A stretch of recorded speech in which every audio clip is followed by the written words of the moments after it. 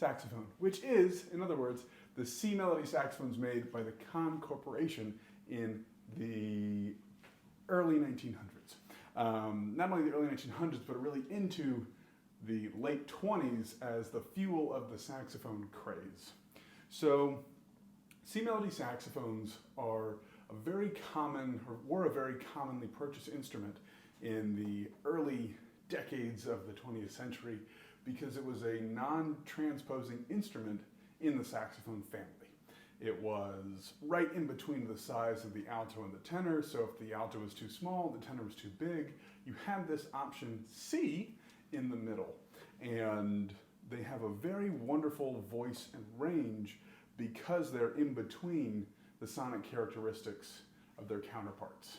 And over time, you know, the 8M saxophones where just the C melody craze really phased out. And by the 1940s, you're really just solidified in the B flat and E flat instruments. Their tuning is a little bit more stable, but there's some really, really cool music that can be accomplished when you play one of these instruments. For many different reasons, but we're going to play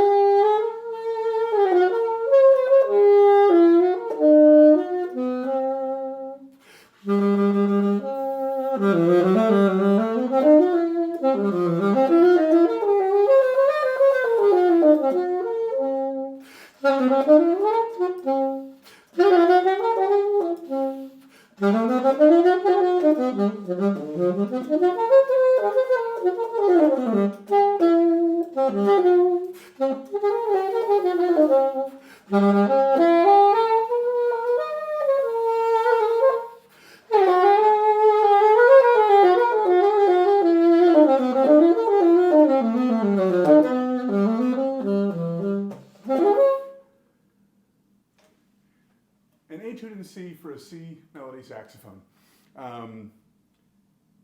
I love playing and practicing on C saxophones because of the way I am free from potential idioms that I might find myself playing on the tenor, the alto. The C melody doesn't have the same connotations in its lineage of players that the other saxophones that we have today do. And what I mean by that is not only because you're not transposing, you're playing a different sound of a saxophone that is really unique. It has different qualities in the upper register that are reminiscent of the alto and the tenor, as well as in the lower register, where different sides of how you would play those notes come to life. And you know, there's two schools of design in C melody's history. One is the CONN 8M version with more of the alto style neck, and the other would be the more goose neck or tenor style neck that you'd see in the Busher or the Martin made C melodies. And you know, this is an incredible you know, CONN that I really enjoy playing, but I like the CONN style neck because as a larger individual, that extra length just makes it sit really comfortably in my own stance and posture. That being said, it's one of those wonderful things you get to experiment and try out as you play different saxophones. You can find the ones that fit you best. Maybe from a sonic and sound characteristic, what fits your ideas of how you play the saxophone, or just the physical way that it sits in your hands across your body. You know, this is a nickel-plated instrument. It's not one of the overly fancy or highly engraved or plated. It's just a straight run-of-the-mill saxophone that loves to get up and go.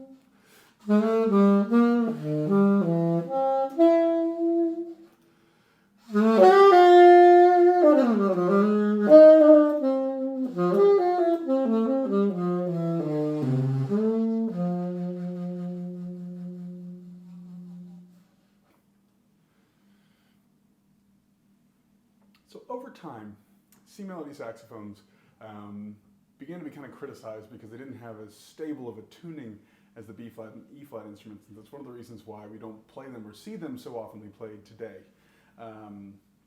The way that the length of the tubing is in the instrument, and also the matchup of a mouthpiece versus, there are a lot of different factors, and a part of that also has to do with mouthpiece manufacturers were really only making alto and tenor mouthpieces.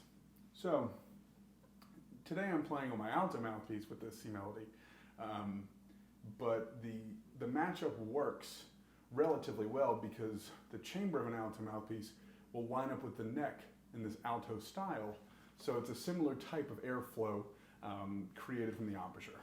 And you know, it's nothing's ever perfect. You know, the absolute, you know, pinpoint intonation will always be redefined in the room that you're playing in, etc. So when you find your core sound on a saxophone, that's your necessary relative tuning and pitch for that moment. You know, practicing on these instruments, it's really, really fun. And not only fun, but it's eye-opening because you're going to hear these notes in different ways that you might not have before. And it just makes you appreciate and realize how many great things you can say as an individual saxophonist. So, welcome to an introduction of the 8M saxophones. We're going to spend a little time diving into what makes C saxophones, and you know, specifically the 8M CONNs, really unique over a couple different videos. So this has been the intro, and thank you for being here, and I will see you guys again very soon.